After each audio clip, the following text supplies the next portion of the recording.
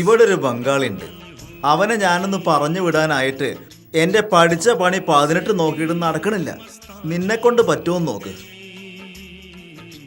അങ്ങനെയാണെങ്കിൽ ആ പോസ്റ്റിൽ നിനക്ക് ജോലി ഞാൻ തരാം. എന്താ, ഒന്ന് നോക്കണോ? ആ, ഇന്ന് നല്ല സന്തോഷത്തിലാണല്ലോ.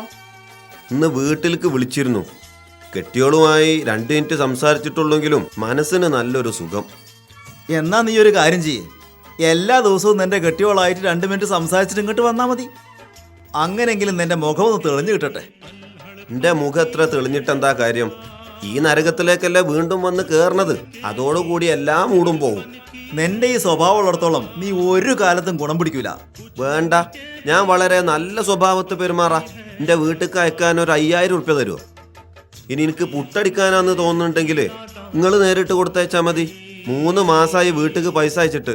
3 മാസം അറിയോ? കണ്ടോ, നിങ്ങളെ തടിക്ക് പിടിക്കുന്ന വിഷയം ഞാൻ പറഞ്ഞപ്പോ കുട്ടിസ്രാങ്ങിന്റെ മാതിരി ഇങ്ങനെ ഇരിക്കുക. ഇപ്പൊ മനസ്സിലായില്ലേ നിങ്ങൾക്ക് എന്റെ സ്വഭാവം മാറ്റാൻ പറ്റൂലെന്ന്?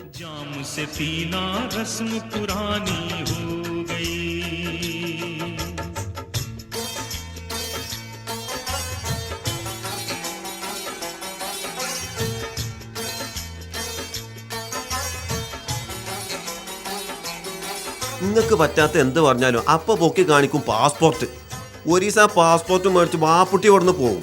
അതോടുകൂടി നിങ്ങളെ ബിസിനസ് കോളം തോണ്ടും. എന്റെ ശാപമായിരിക്കും അത്, ശാപം.